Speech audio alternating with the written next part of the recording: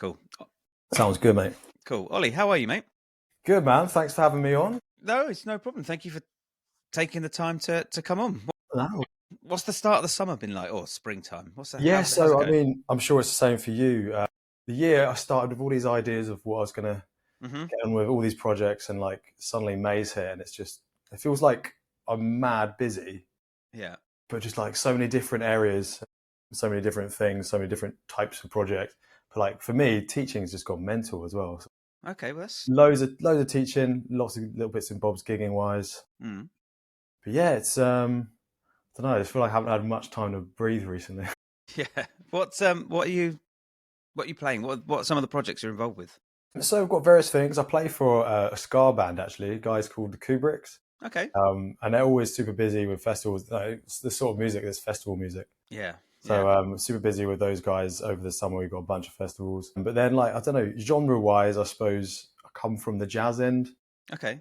So I've done a lot of kind of soul-based stuff. All right, cool. I've got some kind of pop artists, that side of things I've been doing stuff with. And yeah, just bits and bobs in that side of things. There's a singer called Natalie May who's... Okay. I guess she's neo-soul stuff now. All right, cool. But she's just been quite busy getting some projects together for that. So nice. Yeah, just like a real scattering of things, man. I'm sure you know. Yeah, I mean that's kind of what we have to do. There's no one thing that's going to set us up and do a whole career with for either one band, one artist, unless you're really lucky to land something amazing.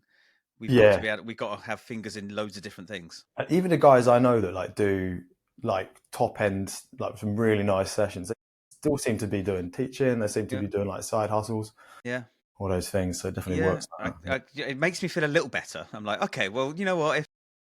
If people like Rob Harris and Adam Goldsmith are still doing teaching or they're still doing function gigs, it's like, fuck it, all right, that's okay. The amount of like monster players I hear like done a wedding the other day or something. It's outrageous. I mean, the thing is, like, you could do one wedding gig and earn 300 or 400 quid. I know, yeah. And then you could go out on tour with an artist and earn less than that. Yep. Yeah, it's a funny one. Yeah, the mix. Yeah, I mean, it's good. I think it's good to be doing lots of different things. For sure. And but just this year, like the teaching side of things, I just decided to finally like really lean into. So I've just been absolutely rammed with that, which is good. But I don't know about you, but in terms of lesson prep and all these things, it just takes so much more time than you expect. I don't know. I don't do any lesson prep. None at all? None at all. I do zero lesson prep. I mean, really? Unless I've got someone that's really keen and they're like, they're doing the practice, they're coming in every week, they're smashing everything I've given them. Yeah. I find lesson prep to be a waste of time. Yeah, fair enough. So, I mean, it totally depends on your students. I've got a couple of kids that they'll come in and be like, right, I've done the thing that you asked me to do. I can do the riff, or I can do the chord change, or all right, okay. And then I'll start pre-planning. All right, so if he can do this, then we'll have a look at that. That's kind of all the prep I do. I guess it goes that way. I've got a lot of guys that are like mad into the nerdy, heavy side of things, and like what I really enjoy is like starting to put them in a certain direction. Yeah, that's the thing that I find takes time. It's like recaps and all these sorts of things that I know I probably shouldn't be doing. And I think I've definitely doing more weirdly as the more I do it. But I mean, for lessons for me, they've always been quite open. So if somebody comes in, they're like, I just want to take a sharp left turn and go and do something completely different. I'm like, well, you're paying for a lesson. Yeah, we'll do that. So I have done lesson prep in the past. Yeah. But I'm more of a long-term thing.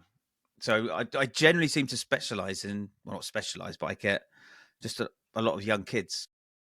School age kids. And I've got young kids as well. So nearly all of my teaching is done in schools. I see.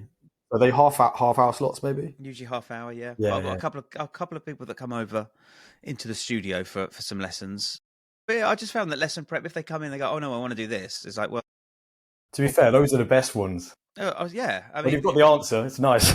Yeah. Rather than saying, what do you want to do? Like, well, I don't know.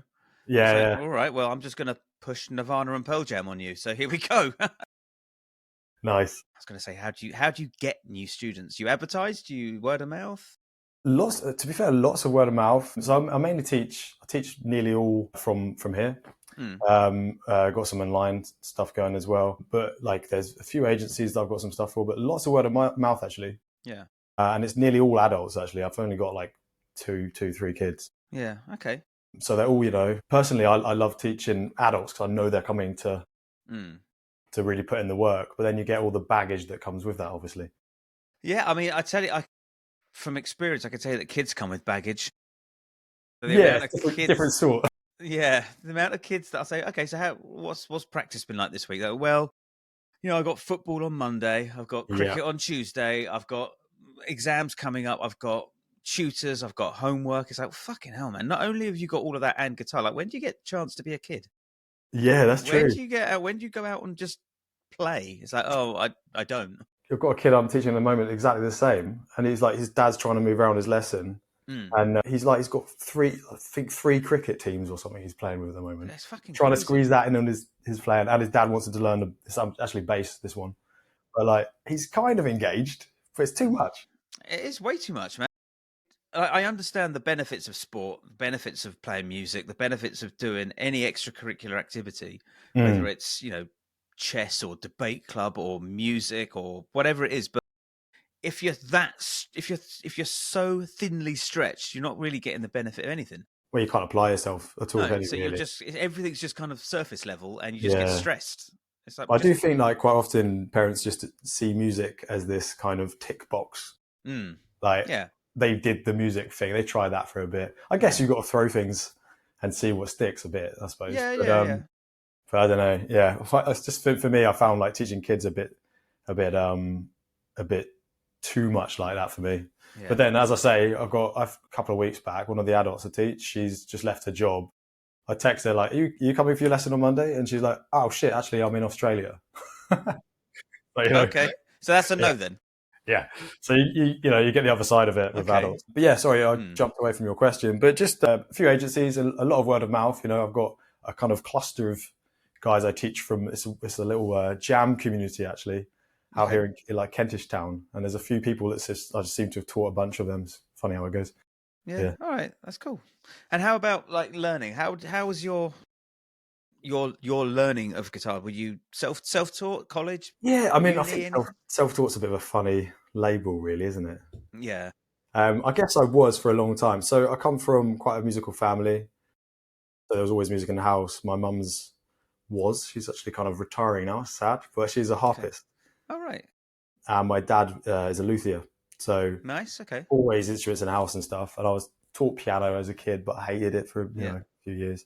But then about kind of, I guess 16, I started picking up my dad's electric. And then just kind of played, noodle around. I was self-taught. That was everything by ear, listening to Hendrix and all those kind of classic. I used to have all the tab books, but I couldn't stand them. Like, I don't know about you, but I couldn't. Classic guitar thing, but I didn't like reading. But I couldn't stand staring at the numbers for the tab. So I did everything by ear, and then I guess I did this kind of classic travel thing when I left school at 18. Went and did a year's kind of bumming around different countries, and then I was like, I think I want to do music, so I went and studied a foundation course. Yeah, it was like it's down. I'm from Chichester originally. Oh yeah, I know. They had a really good little jazz foundation course there. I remember there was a choice between that and the music course, and I got shown around both. I went to the jazz side. I didn't know jazz, didn't really know what it was. All I knew was like what my dad had, which was like Weather Report. I mean, some good stuff, but like my in was kind of Weather Report, some funk, like Average White Band, bits of Miles Davis, this sort of thing.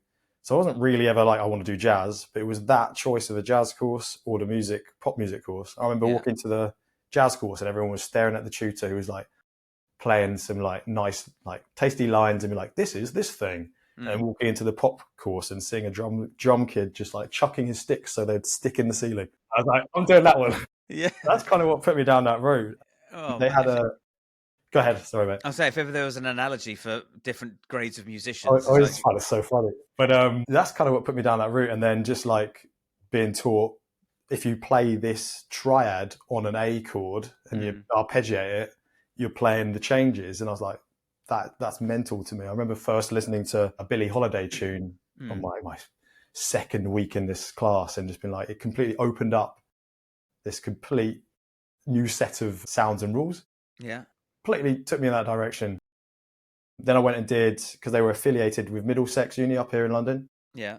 So there's a jazz degree there, and I went and studied that for 3 years. Graduated in 2014, so I did the kind of uni-based jazz degree up there. Okay, that's cool.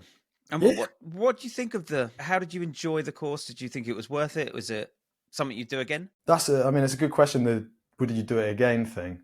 Yeah.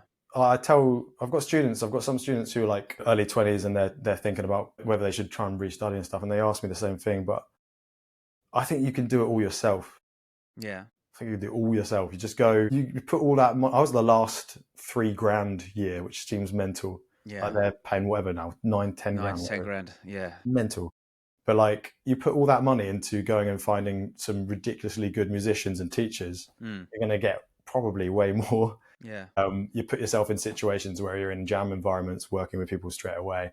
Ultimately, that's what I should have done. But should have is a stupid thing, because it got me up to London. It got me, in rooms with cool people, and like my tutors were like honestly wicked. Yeah. I wouldn't do it again, but I'm glad I did it, kind of thing. If that makes sense. Yeah. I mean, would you do it again if it was the same price? No. No. Okay. All right. I think I still put that but then that's the experience, isn't it? You realize that, and you realize getting in actual musical settings is the most beneficial. Yeah, it was. I'm not going to say it wasn't good. Like, there's some ridiculous players that have come through that uni, like really good guys. I don't know if you know the jazz side of things. I don't lean into that world too much. Do you know Femi Tomoe, the guitarist? No. Fair enough. Monster player. Like, he was Amy Winehouse's MD for a while, I think. Oh, right, okay. But just like some really great jazz guys that have gone into the pop thing as well. Yeah. Really great current guys. But that whole thing is dead now. The last ever jazz course was last year, I think. It's died. It's tragic. Yes. Yeah, being replaced with business? How to do social media. Yeah, maybe, yeah. Yeah, I've so I studied at the ACM 22 years ago. Right. And I had one of my old tutors on a couple of weeks ago, Pete Friesen. And I was like, what's it like now? He's like, well, we don't do sight reading. There's very little theory. Every day was something. Like Monday, we'd have to learn a song. Tuesday would be sight reading and theory. Wednesday was technical development. Thursday was session styles and something else. And then Friday, we perform the song. He's like, it's just not like that anymore. But what do they do, though? I can't quite get it out of them. I'd have to listen back. But like you said, there's a lot of it's live performance focused, and there's a lot of focus on how to use social media and how to grow. Right. I was like, that doesn't fucking interest me. I mean, maybe it interests people who are in their 20s now, but like if I wanted to go back and study, I've no interest in learning about social media. I would want a jazz course or. Of course. I mean, we had to a degree, which I think was a shame. We had like zero business start the side of things, like nothing. I think the last week of our kind of term, after we'd graduated, I think Nikki, one of the tutors, she was like, I'm going to host like an hour to chat about future prospects in the music world, the business side. That was it, 1 hour. And it was kind of like an afterthought. And I think about 5 people turned up. And it was really interesting. She was like, find singers, go work with singers, write books, write stuff, just like start getting your kind of, your catalogue of things together, basically, as soon as you can. But like affiliate yourself with people who work. And I was like, that's a really useful tip. And no one told us that throughout the course. So I think that's good that you get that with other courses. Yeah. But for us, there was just like endless playing. It was only a playing course, really. Yeah. And writing in certain styles, etc. So yeah. I got so much out of that. But sometimes I do think the business side is neglected a bit in the jazz end, especially. Maybe it's just the jazz end. Like, no, we're just here to play. That's it. We'll play. You can read, and we'll just whip you into shape. Maybe they just know there's no money. So what's the point? Yeah, don't bother with that. You're not going to earn any money from it. Exactly. But no, it's chosen the pop course. Yeah, a drumstick in the ceiling. It's I don't know. It's a funny one. I feel like our course has died for a reason. There's just no one cares. No one wants to do that anymore. It sounds sad. Which is a shame because I'm like I said, I'm not a jazz player, but every now and again I look for simple jazz courses, not simple, but like 10-week jazz courses. And I can't find anything. Right. And I was just like, well, that's interesting. And then I spoke to Adam Goldsmith, and he said that he's doing the jazz course online at Berkeley. And he said it's great. It's a 12-week course. It's all online. And he said it's amazing. Yeah. So they are there. Is that taking you through a kind of set thing, or is it like one-on-one? How does that work? I assume, from what he said, it's a 12-week foundational course, and every week you get given here's some things that you need to go away and learn. I think he said you then have to record whatever it is that you've got to do that week. You send it off to the tutor, and then the tutor sends you feedback. Yeah, I mean that sounds like something I would actually go back and do. Yeah. It's, but yeah, I love. I don't know about you, but I love learning. Absolutely, always, yeah. What's next? What can I get my teeth into next? So yeah, I think those modern college pop school academies they're not quite geared up to what learning music is about. Did so ACM? So did that start off as we're a kind of pop academy, or did it morph into that? I think it morphed into it. So that's bums on seats type stuff, isn't it? Yeah. So it started off and it was modelled on the GIT Berkeley kind of things. Like these are your classes, and each class is going to focus on a different aspect of playing, whether it's technique, reading, theory, whatever it was, and then at the end you get tested on everything. I see. Now it just seems to have morphed into this. Well, you're going to learn repertoire and business skills, and maybe some recording skills, which are all really useful. But when I went to college, I just wanted to get better. It's like, well, how am I going to? Yeah, of course. How if I want to earn a living doing this, I need to be able to play as many kind of different styles, halfway decent, and improve on things like reading and know what the fuck I'm talking about when it comes to harmony and theory. Yeah, I mean, having filling in all the gaps as a player as opposed to filling in all the gaps as a business. Yeah. I enjoyed it. I enjoyed the course. I thought the teachers were fucking outstanding. That was kind of the golden era of that school. Who did you have there? I'm not sure. We had Guthrie. Guthrie Govan? Yeah. So that's some. That was it. That was all you needed. Yeah. Jamie Humphreys, Dave Kilminster, Pete Callard, Eric Roach. Like just like phenomenal players. And it was I would do it again if it was set up the same way, but I think that was the last year, and then the year I left, all the teachers just disappeared. Like most of them went off to BIM. And then really? Yeah. Was it like a kind of a shift, as in someone took them out, or that I don't know. That I don't know. Yeah. I think BIM had only just opened, and I think they're either, I don't know, poaching them or. Right, I see. Who knows? I'm not going to speculate. Sorry, mate.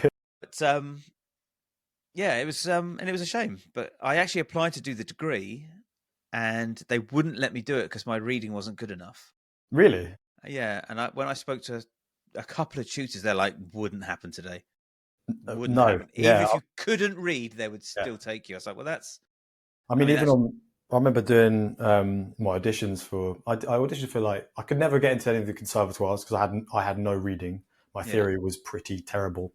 Yeah. So Trinity, Guild. Also, I probably just wasn't good enough. Trinity, Guildhall, Academy. All those were kind of out of the question, really. I applied for Middlesex and Leeds. Yeah. I remember on both auditions, they were really funny about that side. I did get in, but they were instantly you can't not read. Yeah. You know? Yeah. It was a thing, you know. Yeah. But, how is shit? Okay. Not good, mate. But it's funny, my students will always ask me this because I have everything up, I write everything out, I transcribe everything. I can read fine, in terms of I understand what's going on, I can piece it together. Yeah. It's my ear was always ahead of reading. Yeah. So it's just not something I worked on. At some point, I was I need to get this together properly. So I started playing in little big bands and things like that. Yeah. There was a big band we had at uni, which completely changed the way I thought about reading because it's just I always just assumed I could just trust my ears. Yeah. But I kept making dramatic errors because I was thinking with my ear as opposed to following the arc of things. And there was a particular arrangement. I think it's a over the top Pat Metheny orchestrated thing, and it does this mad key changey bit. The lines that had been arranged for that just weren't what I was expecting ever. So like I kept making mistakes because I was expecting it to do something. See what I mean? Mm-hmm. Like a different game. Yeah. So I definitely tried to get it together, but it's just gone out the window. Yeah. I I'll do it in lessons. I'll talk about rhythm and stuff. I think that's really important to be able to see and understand rhythm. But I'm not saying I'm a reader at all. No, okay. All right. Well, it was something that I wanted to get back up to scratch, because I was always like you. I always learnt by ear, and I was thought, you know what, it's far easier for me to put a record on and figure it out and play it that way. I thought, no, do you know what? I depped on a show end of last year, like September, and no, I didn't dep. It was a reading gig. It was a reading gig. It was a freebie gig. It was a guy that had to write his own music for his college course, and I was literally, I must have been the last person available in London. I was like, okay, all right, I'll do it. And it was 4 shows, turn up at 7, play the gig, out by 9, home by 10. I'm like, hang on a minute, this is great, because I'm home by 10. And then I started doing a few little Amjam shows, and it was the same deal. Like, you turn up at 6, you play from 7 till 9, you leave, you're home by 10, half 10.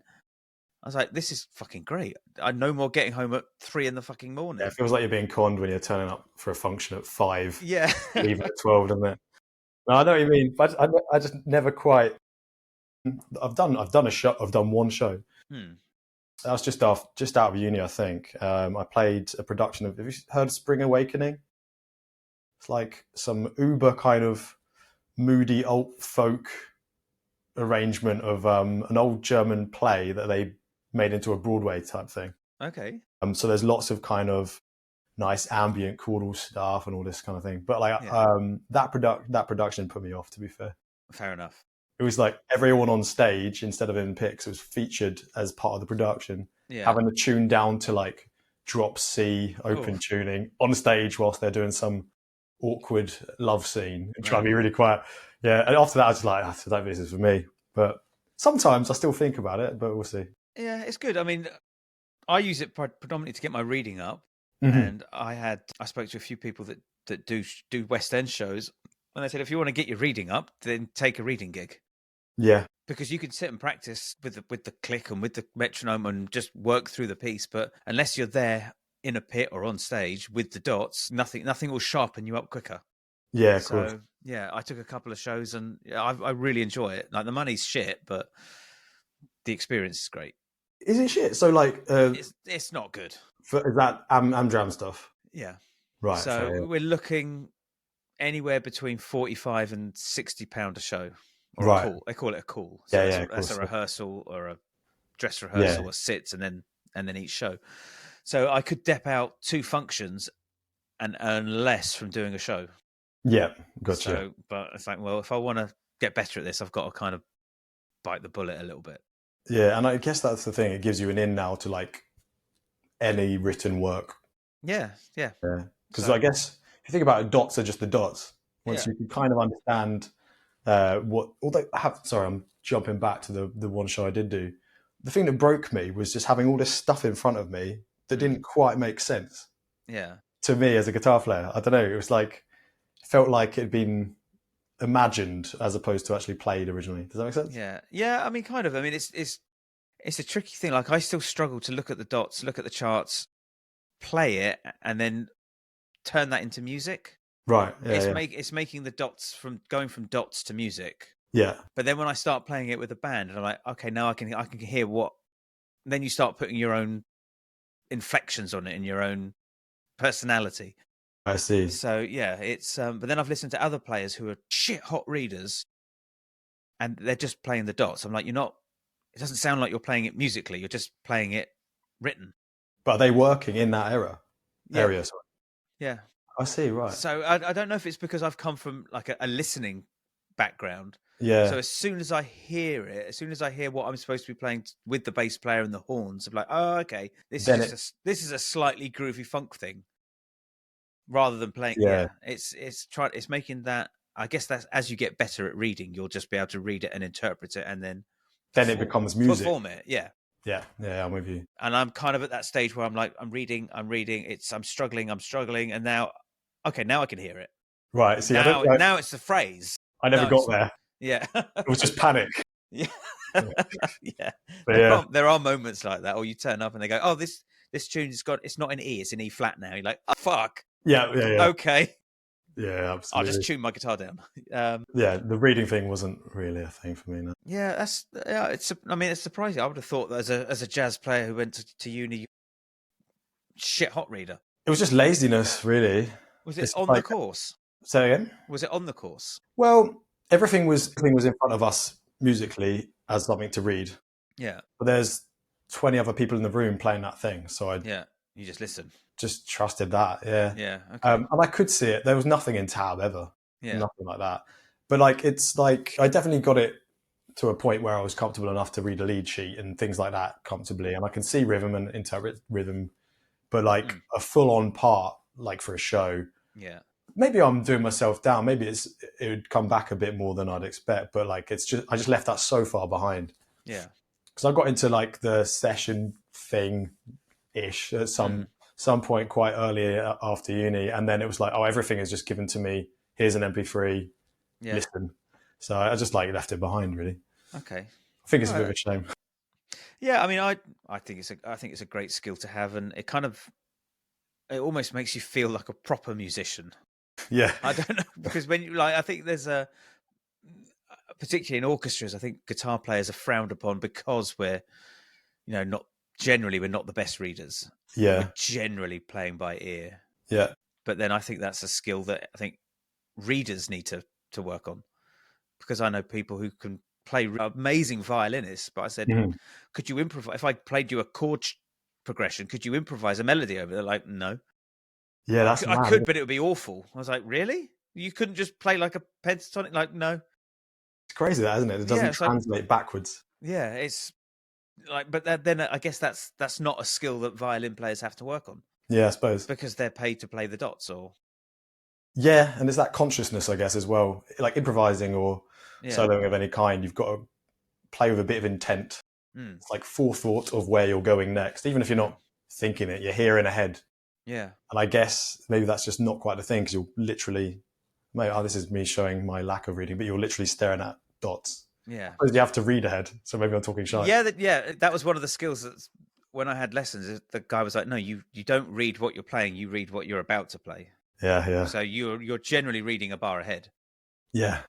Or if you get really good, you just read it and then memorize it and then just, oh, that's that phrase. Right, I see. So, yeah. So anyway, what's your practice like? At the moment, like annoyingly limited. Okay.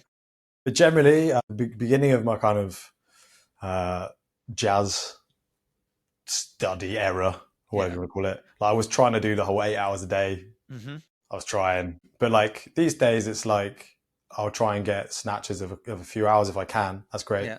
And then it's generally like I have this kind of vague concept of breaking down practice into kind of 4 areas, which is something that I tell my students about and they probably ignore. But I try and think of number 1 will be like this idea of maintenance and exercises, warm-ups, anything like that, but just trying to get as much stuff that I already know, blaze through that in whatever, an hour, as much of it as I can. And just so it's under my fingers all times. This quite often isn't the case, but this is the idea. Yeah. In the second section, I like to that's the study bit. So I'm working on something completely new, mapping it out, whatever it might be. My third idea will be putting the stuff from my second section into part 3, if you will. So context, playing over chords, playing over drum tracks, metronome practice, but actually playing the thing. Yeah. And then the 4th area, I try and transcribe as much as I can. And that hopefully all bleeds into one. So if you get your second section really, really working, that becomes something that you can put into maintenance. If you get something new that's coming up in your transcription, that's something that you can put into number 2 as something to work on. See what I mean? Yeah. It's hopefully this cyclical thing that works really nicely, but it doesn't generally. And I end up spending far too much time running up and down things that I shouldn't. Yeah. Well, what about getting better? What do you view as getting better today? I think because that's like just changes so often. I don't know about you, but like the amount of different sorts of gigs I've taken over the years is like I'm constantly looking in different areas, and it sharpens all these little tiny selections of skills. I suppose at the moment I'm really trying to it's not really getting better, but just stay curious. Like, I think that's something that I struggle with nowadays. I didn't used to. And it's not a passion for music. I still go to a gig and it like breaks me. Yeah. But like just staying inspired and like really trying to learn new things that I've not considered before. That's quite important, I think, in my playing at the moment. But always it's just like working out what I'm really not comfortable with and trying to hone in on that. Yeah. I spent a lot of time in lockdown, which is so long ago now. It's just mad. 5 years ago. It's absolutely mental. I'm sure it was last year. But... Recent, it's not recent at all. But a lot of time in lockdown, I spent recording, whether it's actually work or just like writing and recording things. But it's just something I've been taught right from the beginning. It's like, listen to your playing. Yeah. Listen back, see if it's any good. If it's not, what's not good. In lockdown, I was recording so much, I was realizing how crap my time feel was at this. I realized my swing time had just disappeared at some point. I've been playing so much straight stuff that like I couldn't swing nicely, like just little things like that, and then trying to really hone in on it. So yeah, I think being a bit more brutal about where the weak areas are and trying to hone in on them is what I'm trying to do to get better, I guess. Yeah. Okay. Mostly that's time feel, to be honest. Yeah. And what about if you're on a gig or a session or someone's got you something to learn and you can't do it? Like, this is beyond me. What's your process from getting to, oh, shit, I can't play it, to, yeah, I did that? So this hypothetical, is it live or is it like when you take it home to work on it? Yeah, it's live. You've got a couple of weeks to work on it. I gotcha. And I can't do it. So it's generally going to be taking apart what it is I can't do. There was, I probably shouldn't give away these things. There's a singer called Lola Young who I was doing a bunch of work for. Okay. She's blown up now. Sadly, her guitarist is her producer. Right. I was definitely That's always the way, isn't it? It's funny, man. I was really busy with her for a bit, and then like she blew up and he came back. I think he'd just been off, but whatever. Yeah. I was doing some shows for her. But there's a particular song which like it was recorded in the studio. It's an acoustic part. And it's quite rapid, like finger-picky thing. A little bit like, what's the Dolly Parton tune I'm thinking of? Really obvious. Jolene, yeah. Like, it's a little bit like that, but like doesn't fit into that kind of standard, maybe Travis-y pattern. Yeah. And it just, live, it was just catching me up all the time. It's just like something about it made it difficult to get live. And I just had to like reshuffle the way I was actually playing with my right hand for that. Just like, take it apart, think, what is it? And then, why is it not working? Can I change the technique? And just having to, alter the technique just for one part. Yeah. If that makes sense. Yeah, yeah. So generally it would be like, take it apart and think, what am I trying to achieve with this? Is it just playing this one line really clean? Is it that I'm not playing it in time? Whatever it is. So for me, it's probably slowing stuff down. Yeah. And then understanding what I'm trying to achieve, and then just try and, I guess, through sheer force, try and get it at tempo. Yeah, That makes sense. It's so many different people have so many different ways of getting from that I can't do it to I can do it. So I used to have lessons. Do you know Martin Goulding? Know the name, yeah. I used to have lessons with him, and he was like, "Don't slow it down." He's like, "Slow it down so you figure out where the notes are. But when you figured out where the notes are, you want to crank that back up as fast as you can and just polish the edges up. Yeah. Because otherwise you'll just get good at playing it slow. You want to be shit at playing it fast, or as fast as you possibly can, and then get better at playing it faster. Yeah, because it's a completely different thing, isn't it? Yeah, because I spent years doing it like, okay, here's a really fast passage. Let's slow it down to half speed and gradually. He's like, you'll be there for fucking ever. Yeah, I think that's like that was the jazz thing we were taught right back at the beginning, was like play stuff really slow so you can be accurate. I mean, you've obviously heard this too, but I actually think it's like, for me at least, it's slow it down so you understand what you're actually playing. Yeah. Like, oh, I'm just playing an arpeggio into a little bit of a scalic line. What is that scalic line? Oh, it's using the fucking melodic minor or whatever, right? If you understand that, then it becomes something you can compartmentalize, at least in terms of the techniques that you need to play that thing. So for me, it's like slow it down so you understand. But you're right. Like, and I've definitely made this mistake. I could never get fast until I realized you just got to like take chunks and just blitz it a bit. Yeah. and then it just starts being something you can feel the tempo. If that makes sense. Yeah. But I don't know. Definitely, it depends on context. Like this acoustic thing I was saying about, it was just a matter of just playing it over and over and over and over and over. So what was it? Was it just a pattern with your right hand that was? Yeah, it's a simple line, man. It's simple. Yeah. But it's just for some reason really uncomfortable. Also, jumping from electric and then picking up an acoustic, and then everything's just slightly different. That's slightly different. It's a weird thing, but it just never felt comfortable. For example, I don't know. But I think just like taking chunks for me is the way I do it. Little snippets, get that working. I was just working last night with a student of mine on, I forgot the name of it. Do you listen to Dream Theater and stuff like that? Do you know what? They're one of those bands I never really got into. Same, like right over my head. People have sort of been pushing it, saying like, what's the album that everyone says you got to listen to? Absence and something, I don't know. But everyone's like, no, this is a mega. It's like, and I listened to it. I was like, it's like overproduced. It's very sparkly, isn't it? Yeah, I was like, there's nothing in it that speaks to me. Like I grew up on.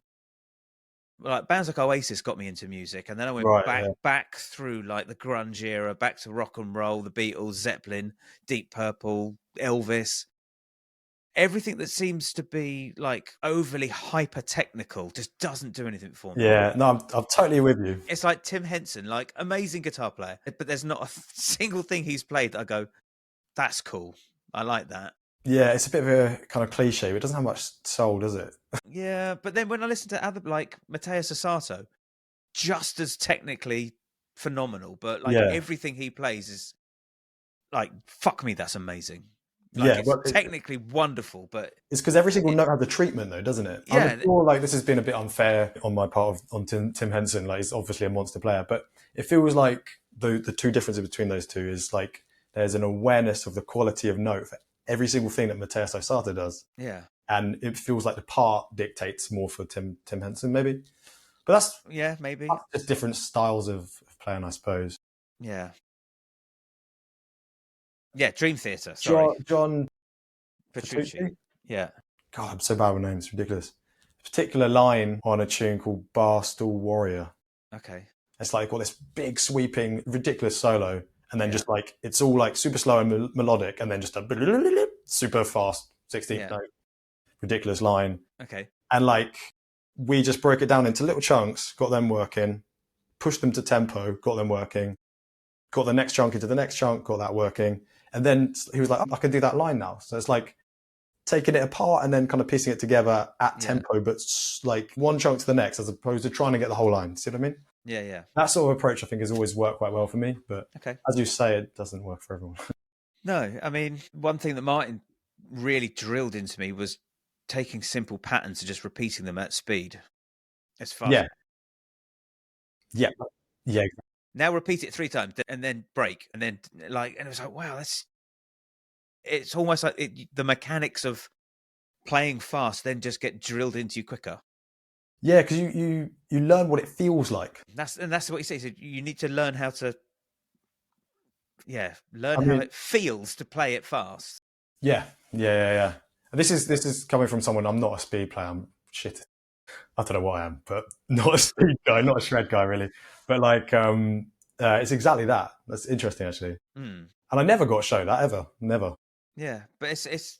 I think this is why it's really useful to have lessons from people that maybe are outside of your genre, or because people could like you have lessons with someone that's a speed metal player, and you're not a speed metal player. Yeah. They're going to show you stuff that's not even entered your head.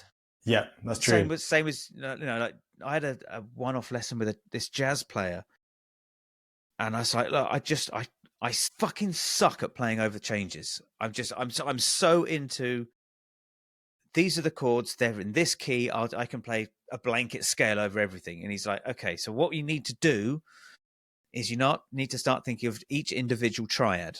And what I want you to do is solo just using each triad. That is it. So over A minor, you can only use A, C, and E. That's it. Yeah. You can kind of use them in whatever order you like, but that's it. You're not, and we're going to hold this A minor for 8 bars. And then we're going to move to D minor, and the same rules apply. You can only use the triads and try and make them as melodic and as interesting as you possibly can. And then what we'll do is we'll just start bringing the bars down. We'll go from 8 to 6 to 4 to 2 to 1. That's a really nice little. And I was like, and it just kind of forces you to stop thinking like scales. Yeah. Because he said, what you're doing is you can play, but you're blowing every single note in the first 2 minutes, in the first 2 bars. Mm-hmm. And you got nowhere else to go. Right. Yeah. You got to save all that shit. Yeah. Like, cool. And then he said, start soloing, but take one note out. Like, you can use the whole scale, but you can't use the fourth. Right. And you do that for 5 minutes. You cannot use the fourth. But then when you put the fourth back in, it's a fucking this tiny bit of tension. Yeah. And then you land that 4 chord or something and you're bang on it. Yeah. And it was just like, shit, like I've never thought of this stuff. Yeah. And then he had me playing. He's like, right, play a really simple line. You're like, right, great. Now I want you to play a simple line, same line, but I want you to think about like the context behind it. What are you trying to say? I was like, all right, okay. So did it again a couple of times. You went, right, now you're going to play the exact same line. I want you to think about the context, but now I want you to think about someone who like truly means something to you. Like someone you really care passionately about. Right. Went, yeah. And he said, I want you to hold that person, like just hold it for a good minute, play the line, and then have it as if you're saying something to that person. Right. And it was just like, fuck. And then I played it. It was like, there you go. There's your line. Interesting. So you're actually playing with a little bit of consciousness. Yeah. So as soon as you start tapping into that emotion side of you, and that's a skill. It's not something that you can either do or you can't. It's something you can learn. And when you start tapping into real love and emotion, it's like, this is a bit hippie, but then that comes through in your playing. If you're thinking a Dorian as you're playing a line, it's just going to sound like a scale. Absolutely. But if you're thinking like my daughter, who the day she was born, like fucking, it just changes. Yeah. And that was something that metal players haven't shown me when I have had lessons with them. No, it's interesting. I think like you asked about things that I'm focusing on to get better. That's something that I'd like to focus on more. Is kind of what you're just saying there, which is actually getting in the feeling of the music more. So like if you're in a live setting, you're not playing the parts, you're playing the music, if that makes sense. Again, that sounds very hippie. But that's what we do. Yeah, being a little bit more in the music, I guess. Yeah. So the other thing I was going to ask is, what do you think you have left to learn? Endless amounts? Yeah. Like endless. Other than reading. Yeah, of course. Well, I think I said this already, but like just pocket and feel. I just think you kind of don't win at that one. Not that you win at learning scales, but you kind of never complete any of this anyway. But just like one of the things that frustrates me the most is that if I sit away from a certain genre or style, it can leave you a little bit and it takes you a minute to get it back. But like I feel like pocket and feel, no matter what you're doing, has to be there always. So that's the thing that I think I have to work on consistently the most. Actually, that wasn't really your question, was it? What was your question? What's left for you to learn?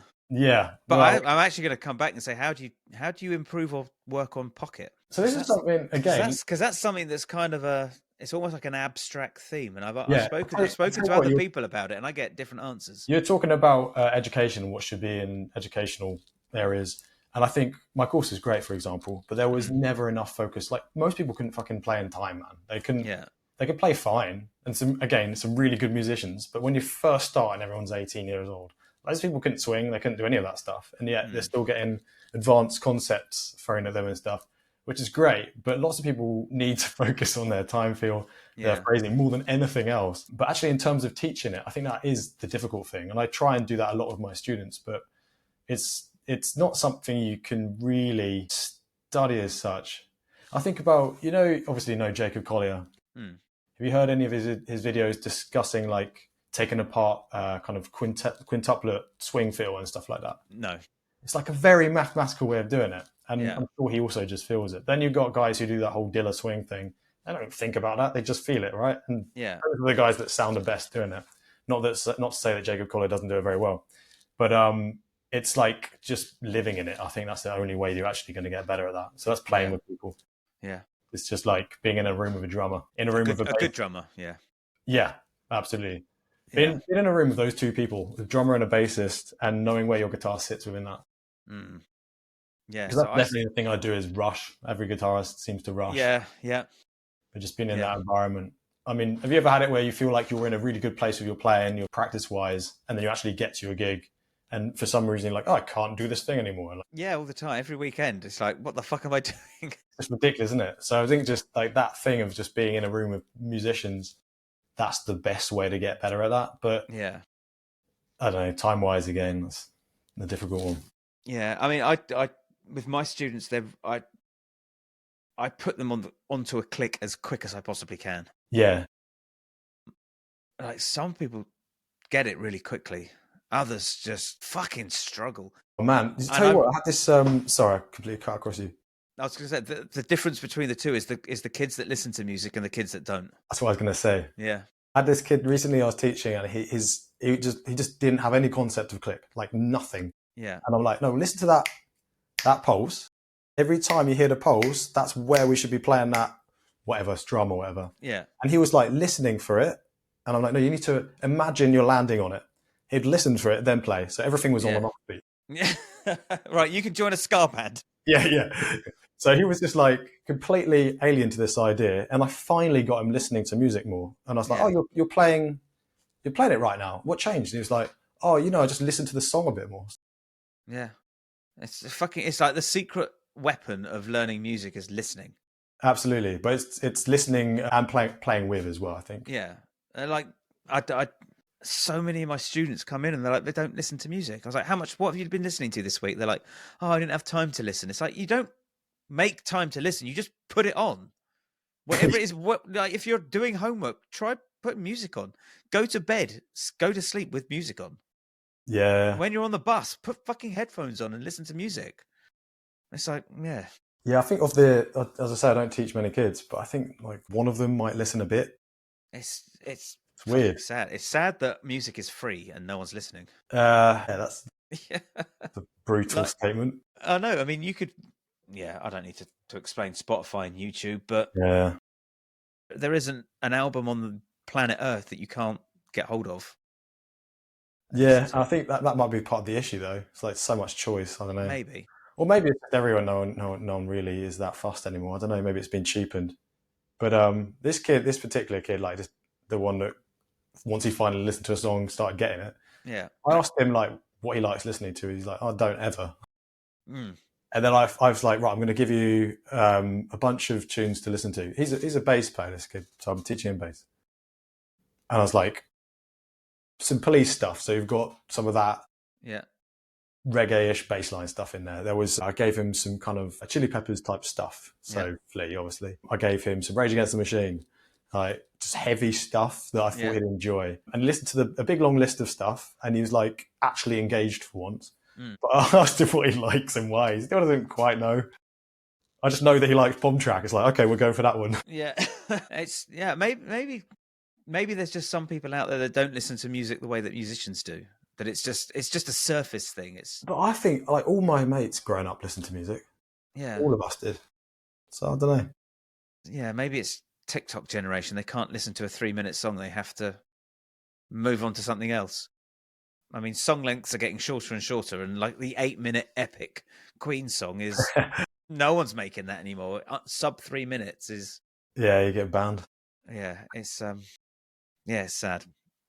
But yeah, listen, Ollie, I've got to shoot off because I've got somebody else coming on. But it was really cool to chat. Yeah, really good to be on. Thank you. Thank you for your time. All good, Tim. Take care.